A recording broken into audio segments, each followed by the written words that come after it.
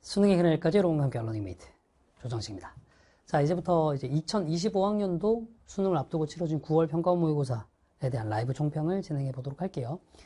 일단 이제 제가 준비한 라이브 총평의 목차는 뭐 이런 식입니다. 첫 번째, 전체적으로 무난한 시험이었다라는 얘기를 좀 할 거고요. 두 번째, 그런데 그럼에도 불구하고 이 시험에서 좀 챙겨가야 될 것이 있었다라는 유의 얘기를 좀 할 겁니다. 그럼 이제 이걸 통해서 무엇을 할 것인가에 대한 전체적인 가이드를 좀 드릴 거고요.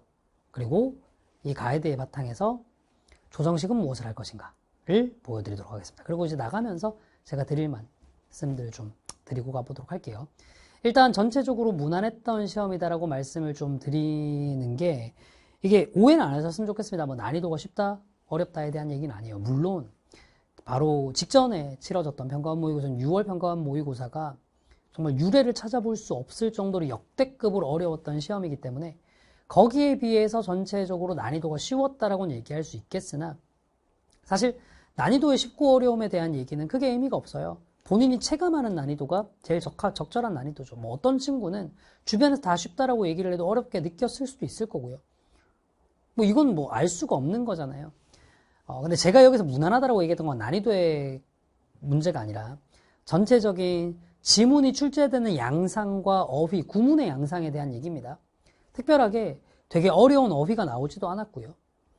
그리고 요 몇 년 동안 평가원에서 계속 보여줬던 것처럼 여러분들이 다 알만한 단어의 낯선 의미, 이런 걸 많이 사용하지도 않았습니다. 조금 낯선 의미처럼 느껴질 법하다 싶으면 각 줄을 다 줘버리는 방식으로 출제가 됐어요. 뭐 그리고 이제 6월 평가원 모의고사처럼 갑작스럽게 막 순서 문제에서 정답 1번을 배치해서 여러분들 막 혼란에 빠뜨린다거나 순서 삽입 문제에서 막 같은 유형, 같은 답들이 연속으로 나오도록 해서 여러분들 혼란을 빠뜨린다거나 이런 일이 없었다는 점에서 무난한 시험이라는 거죠. 근데 그러면 이제 마냥 안심할 만한 시험이냐? 그건 아닙니다. 좀 요번 시험의 특이점이 있어요. 요번 시험의 특이점. 자, 여기서 이제 그러나 다음에 이제 제가 얘기를 좀 할 건데 일단은 이 시험 말고 보편적인 얘기를 좀 한번 해봅시다. 요 최근에 특히 작년 분명히 9월 평가원 이후부터 바뀐 기조 있죠. 지문 난이도를 높게 가져가지 않되 좀 아무래도 정답률을 낮춰서 변별력을 확보하고 싶은 문제를 출제를 하고 싶다면 선지 난이도를 높이자라는 기조는 여전히 그대로입니다. 뭐 예를 들어서 21번 요약문은 그러니까 죄송합니다. 21번에 밑줄 치는 부분에 함축적인 의미를 물어보는 문제 같은 경우도 정답 선지 외에도 뭐 4번 같은 조금 이제 여러분들에게 헷갈릴 만한 선지들을 줬고요. 제가 지금 번호가 기억이 안 나가지고 번호를 뭐 착각해서 말씀을 드릴 수도 있겠습니다만, 그 다음 22번 요지 문제 같은 경우도 대충 이제 도덕성과 관련한 지문이다라고 생각하면 헷갈릴 만한 선지들 또 한두 개 정도 또 주는 패턴들.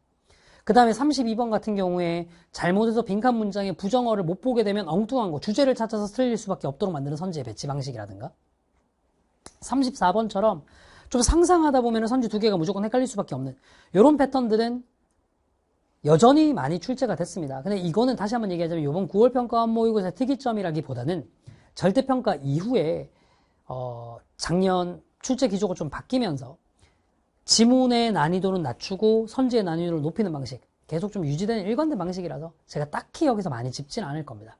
요번에 좀 제가 주목했던 건 뭐냐면 크게 두 가지인데요. 첫 번째, 배점 방식이 엄청 바뀌었어요. 좀 많이 놀랐거든요. 보통 빈칸 문제가 출제가 되면 네 문제 출제되죠. 31, 32번 여기가 2점 배점, 33, 34번이 3점 배점입니다. 그리고 우리는 그런 배점 방식이 그냥 물론 평가원은 아예 대놓고 자 빈칸은 10점 배점으로 할 거고요. 처음 두 문제는 2점으로 내고 뒤에 두 문제를 3점으로 낼게요. 라고 평가원에서 공식적으로 얘기한 적은 없습니다만 지금까지 계속 그렇게 문제가 출제가 됐기 때문에 우리는 일종의 그것을 이제 엑사하염, 공리처럼 생각을 해왔어요. 평가원에서 아예 대놓고 이거는 무조건입니다라고 무조건 이렇게 될 겁니다라고 얘기하진 않았지만 근데 요번에 깨졌어요. 그게 저도 사실은 이제 해설 강의를 찍기 위해서 문제를 풀어볼 거 아닙니까? 문제를 풀어보다가 32번 문제를 풀고 32번 문제 치고는 좀 어렵네. 빈칸은 좀 어려울라나? 하고 33번을 봤는데 33번이 너무 쉬운 거야. 이게 뭐지? 하고 나중에 보니까 33번이 2점 배점, 32번이 3점 배점이었던 거예요. 평소와는 배점 방식이 확 바뀌었죠. 좀 많이 놀랐습니다. 아마 이게 모르긴 몰라도 시험장에서 학생들을 꽤나 당황시킬 만한 요소가 아니었을까 싶거든요. 뭐 깨놓고 얘기하면 이렇잖아요. 보통 빈칸에도 우리는 32번까지는 문제가 쉬울 거라고 생각을 한다고. 근데 거기서부터 확 어려운 거야. 이래서 조금 당황스러울 만한 요소가 있지 않았나 싶습니다. 그리고 순서 문제도요. 보통은 36번 순서 문제가 2점 배점, 37번 순서 문제가 3점 배점이었는데 이번엔 아예 대놓고 36번을 3점 배점으로 주고 37번을 2점 배점으로 줬어요. 이런 배점 방식은 없던 배점 방식입니다. 이런 것들이 확실히 학생들을 좀 당황시켰을 만합니다. 실제로 순서 문제도 36번 문제가 물론 이거는 뭐 난이도라는 건 주관적이긴 하지만 압도적으로 37번보다 더 어려웠어요. 그러니까 근데 뭐 이런 거 있잖아요. 아무래도 사람이 어떤 해당 유형의 문제를 풀 때 조금 쉬운 것부터 점점 적응해 가다가 뒤쪽에 조금 어려운 문제가 나오면 적응하고 난 다음에 문제를 풀기 때문에 고난도 문제가 나와도 좀 풀만합니다. 근데 처음부터 어렵게 빵 때려버리면 상당히 좀 스트레스풀해질 수 있죠. 요번에 9월 평가 업무고사에서 좀 그런 부분에 스트레스를 받았던 친구가 상당히 많지 않을까 싶어요. 특히나 영어 같은 과목은 문제를 풀 때마다 일일이 배점을 확인하지 않는 게 여러분들의 습관이거든요. 저도 물론 그랬고요. 그래서 이런 걸 보면 야, 이거 수능에서 배점 방식 많이 꼬을 수도 있겠구나라는 생각이 조금 들었습니다. 제가 이거 사실은 확실해 시리즈 혹은 지금 이제 현장에서는 이미 먼저 개강을 했던 더 데이즈 유얼데이 시즌 1.5 시리즈 같은 데서 미리 얘기를 많이 드렸어요. 평가원이 선지뿐만 아니라 문제를 내는 방식이 좀 고도화가 앞으로도 계속 이루어질 수 있을 것 같다. 그러면서 저때 수능 얘기하면서 역배점 방식 막 이런 것도 얘기를 한 적이 있는데 농담처럼 말씀을 드렸는데 실제로 이렇게 배점을 한 거는 좀 많이 놀라웠습니다. 그래서 이게 그냥 단순하게 웃고 넘길 문제가 아니라 뭐 그냥 해프닝이잖아요 라고 웃고 넘길 문제가 아니라 실제 시험장 들어가면 예를 들면 22번 요지 문제가 3점 배점 나오고 빈칸도 31, 2번에서 3점 배점, 33, 4번이 무난한 2점 배점 이렇게 나오는 경우도 여러분들 충분히 감안을 하셔야 될 것 같다는 느낌이 좀 들더라고요. 그 다음에 이제 두 번째, 엉뚱한 문항에서 시간이 좀 걸리는 배치였어요. 여기서 엉뚱한 문항이라는 건 정말 쉬운 문항들 얘기하면 돼. 이거 제가 말씀드린 오해가 없었으면 좋겠어요. 이 문항들의 정답률이 낮을 거라고는 저는 1도 생각 안 합니다. 근데 시간이 좀 걸릴만 했어요. 예컨대 이런 건데 26번 문제 같은 경우 있잖아요.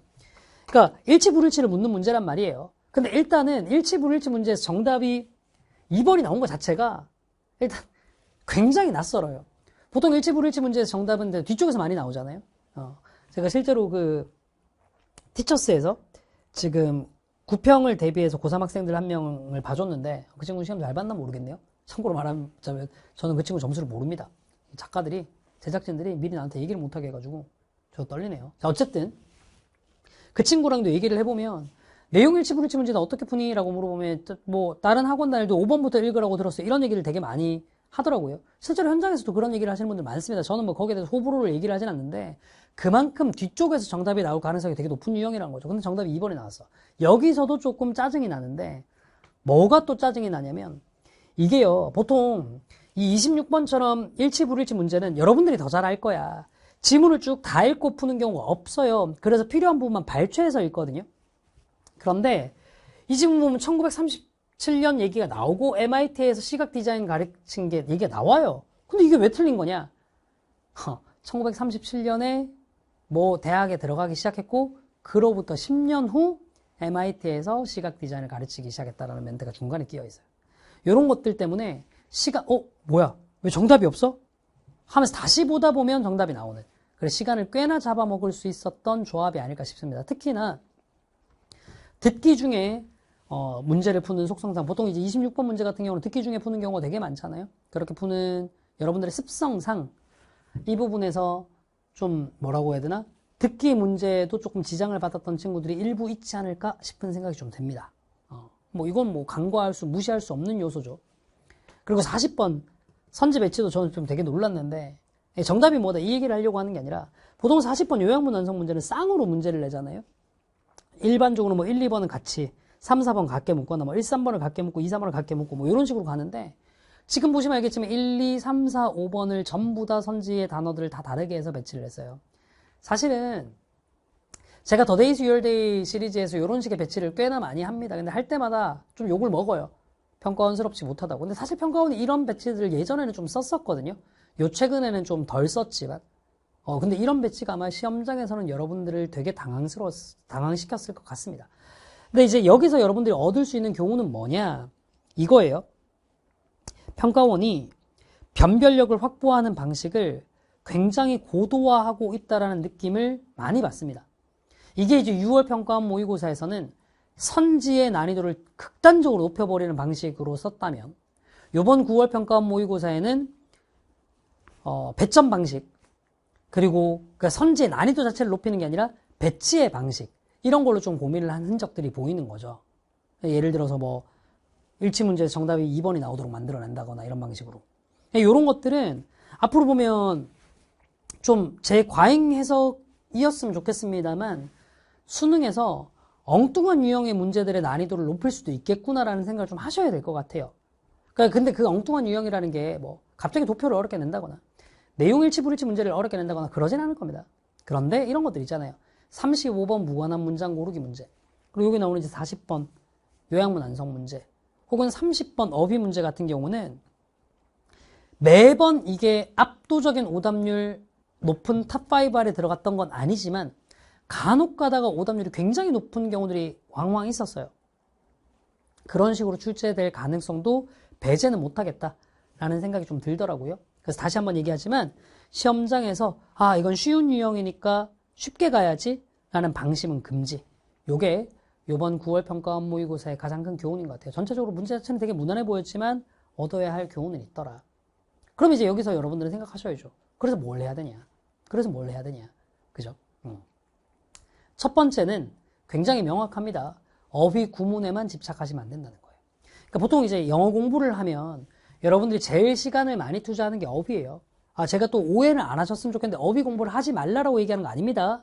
저는 메가 스터디를 통해서 이미 조정식 복화라는 어마어마하게 잘 팔리는 단어장을 내서 현장 학생들에게 그걸로 시험을 치고 있기도 하고, 그리고 시중 출판으로 조금 더 낮은 단계 고등학교 1학년들 혹은 중학생들을 위한 정식 복화라는 책을 출간을 해서 올해는 그걸로 강의까지 찍은 사람이에요. 저는 어휘 학습을 굉장히 강조하는 사람입니다. 그런데 어휘에만 집착하면 안 된다고요.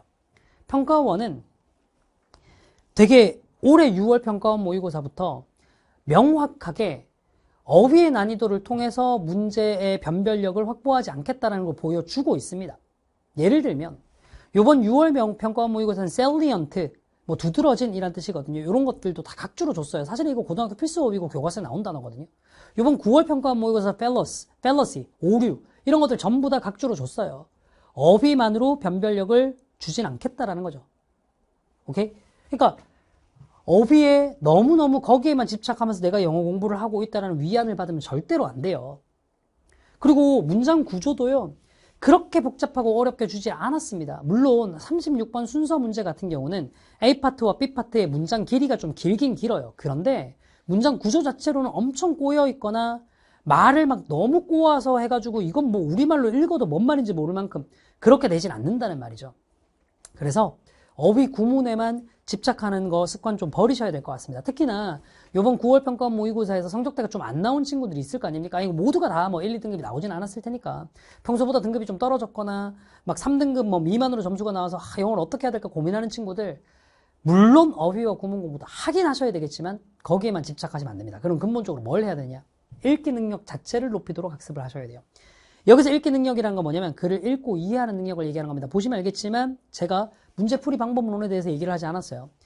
빈칸 문제를 어떻게 풀면 되느냐, 주제 제목 요지 문제를 어떻게 풀면 되느냐에 대한 100% 만드는 방법론은 없습니다. 그래서 제가 항상 수업 때 말씀드린 게 뭐냐면 수능 시험장, 특히나 영어라는 과목, 수능 영어라는 과목은요, 그냥 잘 읽고 잘 푸는 게 가장 무적의 방법론이다. 빈칸도 그렇고 주제 제목 요지 문제도 그렇다라고 항상 말씀을 드리거든요. 그렇게 좀 읽는 능력 자체를 기르실 수 있도록 하셔야 됩니다.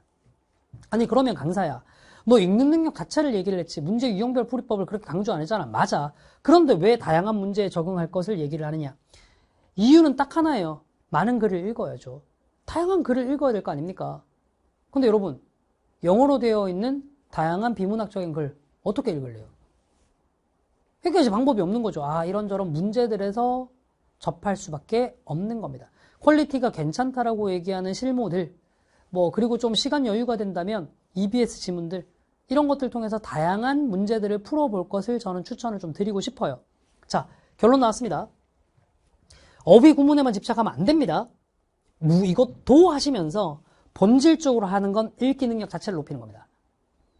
그리고 이 읽기 능력을 바탕으로 다양한 문제들을 풀어서 적용하는 훈련을 해보셔야 돼요. 특히나 이번 9월 평가원 모의고사 같은 경우는 빈칸 문제에 비해서 순서 문제가 확실히 어려웠거든요. 그러니까 원래 전통적으로 빈칸은 항상 압도적으로 가장 어려운 문제인데 순서도 거기에 못지않게 어렵게 나왔다는 겁니다. 문장 삽입은 저는 잘 모르겠어요. 조금 약간 무난하게 나온 것 같긴 한데 어쨌거나. 근데 그런 순서나 삽입 유형 같은 경우는 단순하게 잘 읽는다고만 해결될 게 아니라 문제를 풀었던 경험도 어느 정도 있어야 정답률이 높아져요. 이 연습도 하시라는 겁니다. 아니 그럼 강사야, 읽기 능력과 다양한 문제 풀이법을 해야 된다는 거 알겠어. 그거 어디서 해야 되는데? 오케이. 저는 조정식이니까 조정식의 컨텐츠로 답을 드릴게요. 자, 딱 두 개로 나누겠습니다. 점수 때는. 복잡하게 가지 마십시다. 75점 이상, 75점 미만. 그러니까 75점 이상이면 3등급이더라도 영어를 아예 못하는 상태는 저는 아니라고 생각하거든요. 75점 미만이면 영어 자체가 좀 익숙하지 않은 학생일 가능성이 높다고 생각합니다. 사실 좀 많이 고민했어요. 이걸 2등급을 기준으로 잘라야 될 것인가를 좀 생각을 좀 했었는데 저는 요번 모의고사는 듣기에서 의문사를 하는 친구들도 좀 있을 거라고 봐서 75점을 기준으로 좀 잘라보도록 좀 관대하게 잡았습니다. 75점 이상, 다른 거 고민하지 마세요. The Days Your Day 시즌 1.5로 대동단결하세요. 자신있게 말씀드리는 컨텐츠입니다. 매년 압도적인 판매 속도를 보여드리는 컨텐츠고요. 매년 가장 극찬을 받는 제 컨텐츠입니다. 아마 총평 올라가고 나면 밑에 댓글창이 열렸을 때 1.5는 고트다, 1.5는 인정이지 이런 것들 되게 많이 나올 거예요. 진짜 The Days Your Day 시즌 1.5는 제 커리큘럼을 이전에 듣지 않았던 학생들조차도 완벽하게 체화할 수 있는 가장 저의 1년 동안의 커리큘럼들 중에서 가장 많은 정성과 혼신의 힘을 쏟은 커리큘럼입니다. 이미 오늘의 9평의 컨텐츠 패턴을 딱 보고 어떤 문제를 넣어야 될지에 대한 솔팅 다 끝났고 바로 인쇄 넘겨놨습니다. 아마 이번 주 주말쯤 되면 입고가 될 거예요, 교재가. 바로 The Days Your Day 시즌 1.5로 대동단결하십시오. 그리고 문제풀이가 조금 더 필요하신 분들은 시즌 2.0을 추가하시면 됩니다. 실제로 현장 커리큘럼도 지금부터 앞으로 4주 동안 시즌 1.5 진행하고 그 이후 5주 동안 2.0을 진행하는 방식으로 갈 거예요. 이거 수능 때까지 충분히 소화할 수 있는 분량이니까 그대로 따라오시면 됩니다. 심지어 좀 다른 과목 하느라 정신이 없으신 분들은 요 둘만 하시는 게 영어 공부를 가장 효율적으로 할 수 있는 방식일 거라고도 장담합니다. 다시 한번 얘기하지만 지금까지 조정식의 커리를 안 따라오셨던 분들도 상관없습니다. The Days Your Day 시즌 1.5를 보면 올해의 6평과 9평에 대한 완벽한 분석부터 평가원의 출제 기조에 맞춘 글읽기 방법까지 그리고 빈칸, 순서, 삽입 등 여러분들이 어려워하는 모든 문제 유형들, 문제 풀이법까지 완벽하게 설명드릴 거예요. 그러니 후회하지 않도록 The Days Your Day 시즌 1.5 무조건 하십시오. 그리고 이제 이걸 바탕으로 문제풀이 연습은 시즌 2.0으로 하시면 됩니다. 제가 실무 컨텐츠의 퀄리티에 대해서는 더 이상 말씀 안 드려도 되잖아요. 그죠? 자, 그러면 75점 미만인 학생들은 어떻게 하느냐? 조금 실무에 대한 걱정. 언제 나는 모의고사를 풀까? 이 생각도 조금 내려놓으시고요. 언제 기출 분석을 할까? 여기에 대한 생각도 조금 내려놓으시고요. 안정적으로 2등급 안에 들어갈 수 있는 학습을 하도록 합시다. 그게 뭐냐면 믿어봐 시리즈예요. 근데 매년 저는 이렇게 9평을 치고 나면 믿어봐 문장편에 좀 힘을 많이 싣는 편인데 올해는 글편을 앞에다가 먼저 넣었죠. 이게 훨씬 더 중요합니다. 둘을 병행할 수 있으면 베스트. 실제로 병행이 가능합니까? 충분히 가능합니다. 제가 아까 지나가면서 요번에 티처스에 출연한 학생을 봐준 얘기를 했는데 이 친구가 6월 평가원 모의고사 5등급 받았던 친구입니다. 영어를 잘했던 친구가 아니죠. 저도 이제 이 친구랑 스튜디오에서 만나고 이야기를 나누면서 되게 많은 고민을 하다가 이 친구한테 우리가 채 4주가 안 되는 기간 동안 솔루션을 했거든요. 거의 3주 조금 넘게 솔루션을 했으면 되게 짧은 기간 동안 솔루션을 했는데 제가 1대1로 거의 밀착 마크를 하면서 이 두 개의 컨텐츠를 동시에 시켰어요. 소화가 되더라고요. 충분히 됩니다. 물론 영어에 좀 많은 시간을 쏟긴 했지만 근데 이 친구는 3주 좀 넘는 시간 동안 요거 두 개를 했던 거잖아. 여러분들은 좀 더 길게 수능까지 시간이 아직까지 충분히 남아있으니까 60일이 넘는 시간이 남아있잖아요. 요 두 개의 컨텐츠에 좀 집중을 하셨으면 좋겠고 다른 과목 때문에 영어에 시간을 투자할 게 좀 적다. 투자할 수 있는 시간이 좀 더 적다 하시는 분들은 글편에 조금 더 집중을 해주시면 될 것 같습니다. 됐죠? 자, 지금까지 말씀드렸던 총평을 종합적으로 말씀을 드려보도록 할게요. 첫 번째, 무난한 시험이었다. 특별한 뭐라고 해야 되죠? 실험들이 되게 돋보였던 그런 시험은 아니었다. 그러나 앞으로 수능을 생각을 해봤을 때 요번 구평에서는 여러분들의 발목을 잡지 않았더라도 나중에 수능 때도 이렇게 나오면 여러분들 굉장히 곤란하게 할 만한 요소들은 좀 있었다. 첫 번째, 배점 방식 바꿨고, 두 번째, 선지 배치 방식을 조금씩 바꾸었더라. 그러니 요런 시험의 기조로 수능이 나오게 됐을 때에 대비해서 여러분들은 단순하게 어휘나 구문 공부만 할 게 아니라 글을 읽는 능력 자체도 익혀야 되고 새로운 문제를 푸는 능력도 익혀야 하더라. 됐죠? 자, 그걸 하기 위한 조정식의 컨텐츠. 성적대별로 두 개로 나눴습니다. 75점 이상은 The Days Your Day 시즌 1.5 그냥 믿고 하시면 됩니다. 75점 미만 믿어봐 글편 믿고 하시면 된다고요. 근데 조금 더 하고 싶다?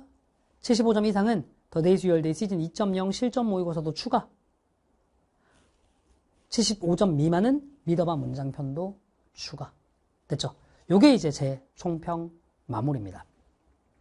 근데 보통은 제가 모의고사에 대한 총평을 하면 이런 얘기로 끝을 냅니다. 그냥 이렇게 어떻게 학습을 해라 라는 얘기를 하면서 끝을 내는데 오늘은 제가 하고 싶은 이야기를 조금 해보도록 할게요.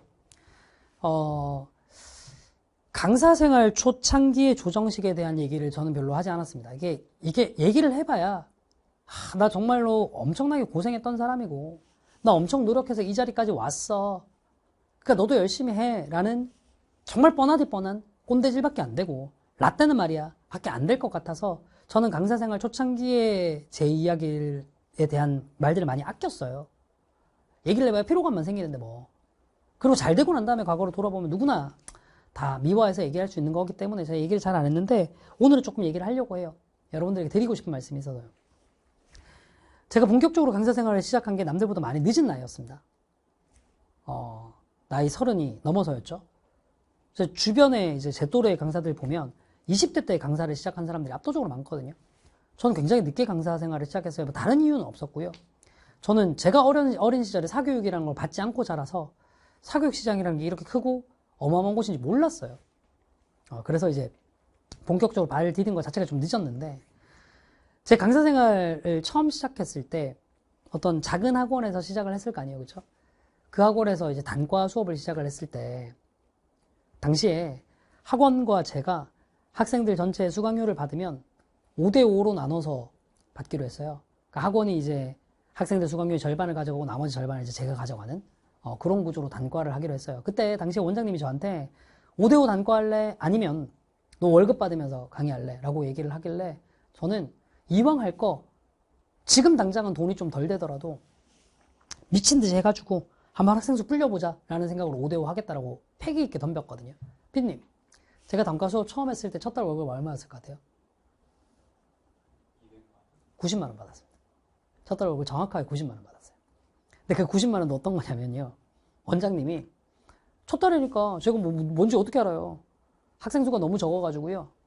원장님이 약간 빌려주는 식으로 야, 너도 밥은 먹고 살아야 되고 차비는 나와야 되지 않겠니? 그냥 첫 달은 내가 학생들 수강료 100% 다 줄게 라고 해서 90만 원 주신 거예요. 원래는 45만 원을 받았어야 됐어요. 물론 나중에 그 돈 다 갚았습니다. 근데 제가 딱 그 일 있고 난 다음에 오기가 뻗질러 오르는 거예요. 왜 나는 이거밖에 안 되지? 싶어서 그다음부터 뭘 했냐면 카메라를 샀어요. 월급 90만 원 받았던 놈이 그때 당시에 이제 소니 카메라를 230만 원을 주고 샀습니다. 주변에 돈 빌려가지고. 그래서 그 카메라 사서 카메라 놔두고 강의를 찍으면서 매일 모니터링하고 그리고 제가 수업을 했던 강의들을 전부 다 이제 인코딩을 혼자 스스로 다 해가지고 편집해서 학생들한테 지급하고 이런 식으로 쭉 진행하면서 강사 생활을 이어갔어요. 딱 2달 만에 월 수입 1000을 찍었습니다. 딱 2달 만에. 학생 수가 어마어마하게 많이 늘었죠. 입소문도 타고 하면서. 물론 운도 작용했다라는 거 부정하지는 않겠습니다. 근데 정말로 열심히 살았어요. 우리 와이프가 그 시절을 기억을 해요. 저는 그때 어느 정도였냐면 수면이 너무 부족해서 매일매일 이렇게 막 강의하고 교재 만들고 강의를 찍고 또 수업하고 이런 식으로 사느라 정말 잠을 적게 잤거든요. 제가 그래서 수면의 중요성을 지금 와서 많이 강조합니다. 그래서 지금도 말랐는데 그때 진짜 살이 쭉쭉 빠졌어요. 심지어 나중에는 수면이 너무 부족하니까 음식을 몸이 못 받아가지고 다 토하게 되더라고요. 그렇게까지 했습니다. 그리고 어영부영 어떻게 살다 보니까 이 자리까지 왔습니다. 갑작스럽게 이런 얘기를 왜 하느냐. 너도 이렇게 악기 있게 덤벼라. 그 얘기 하는 거 아닙니다. 포인트는 이거예요. 그렇게 열심히 살아왔기 때문에 행운이 찾아왔을 때 저는 그 위에 올라설 수 있었던 거예요. 저에게 메가스터디라는 회사가 찾아왔던 건 행운이었습니다. 뭐 이게 회사 관계자들은 안 좋아하실 수도 있겠지만 제가 메가스터디 처음에 론칭을 할 때까지만 해도 메가스터디가 지금처럼 업계에서 압도적인 위상을 가지고 있지는 않았거든요. 피디님 기억나시죠? 그때까지만 해도 업계에서 압도적인 1, 2위 회사는 따로 있었죠. 메가스터디는 업계에서도 한참, 인강업계에서 한참 뒤처지는 회사였어요. 아마 그런 어려움을 겪고 있는 메가스터디가 아니었다면 저 같은 강사한테 인강 한번 해볼래? 라고 손 내밀지 않았을 수도 있다고 저는 생각을 해요. 그런 거 생각해보면 저는 운이 되게 좋았던 사람이 맞죠. 그리고 딱 정말로 운이 좋게도 메가스터디라는 회사가 성장하는 시기랑 제가 인강으로서 성장하는 시기가 정확하게 맞물렸습니다. 이게 어마어마한 시너지를 냈습니다. 이거 저에게 운이 좋았던 일이라고 저는 생각합니다. 그런데 그런 운이 좋은 제안이 왔을 때 제가 정말 잠도 줄여가면서 학생들 한 명 한 명 다 영상 따로따로 다 찍어줬던 그 경험들 없었으면요. 그 운에 못 올라탔을 거예요. 지금 티처스라는 프로그램을 하고 있습니다. 이런저런 학생들의 솔루션을 하는데요. 옆에서 작가님들도 그렇고 PD님들도 그렇고 제 솔루션에서 되게 많이 놀라는 게 그거예요. 학생 한 명 한 명마다 솔루션이 다 다른 거야. 정말로 진짜로. 그게 어떻게 그럴 수 있냐. 제가 아까 말씀드렸잖아요. 한 달 월급 90만 원 받을 때 학생 한 명 한 명한테 맞춘 강의를 찍었던 경험이 있기 때문입니다. 그게 지금 되게 폭넓은 학생들의 범위에 맞춘 솔루션을 만들 수 있는 조정식을 만들어냈고요. 그래서 저는 티처스 덕분에 또 한 번 더 떡상을 할 수 있었던 겁니다. 다시 한번 말씀드립니다. 티처스와 메가스터디는 제 인생에 찾아왔던 큰 행운들 중 하나였을 겁니다. 그게 운이었다라는 걸 부정하지 않겠습니다. 근데 여러분들 알아두셔야 됩니다. 그 운에 올라탈 수 있었던 건 제가 그동안 쌓아왔던 뭔가가 있었기 때문이에요. 제가 항상 드리는 말씀이 있어요. 사람들은요, 길 가다가 큰 동전을 줍는 사람들을 보고 부러워합니다. 야, 너 어떻게 동전 주웠니? 그런데요, 동전을 주우려면요, 길바닥을 보면서 걸어 다니는 노력 정도는 해야 됩니다. 수능 시험장에서요, 여러분들에게 큰 행운이 찾아올 수 있습니다.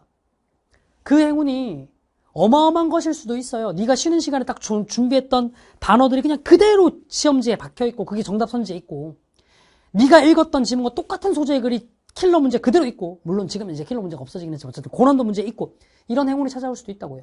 근데 그런 행운이 찾아오려면요.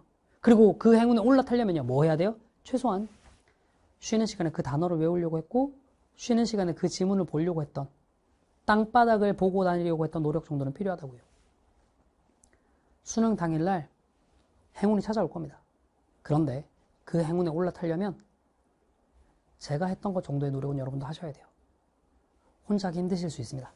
그래서 제가 여러분과 함께 달리도록 하겠습니다. 지금까지 수능의 그날까지 여러분과 함께할 러닝메이트 조정식이었습니다. 감사합니다. 시험 치느라 고생하셨던 얘기는 수능 이후에 말씀드리도록 할게요.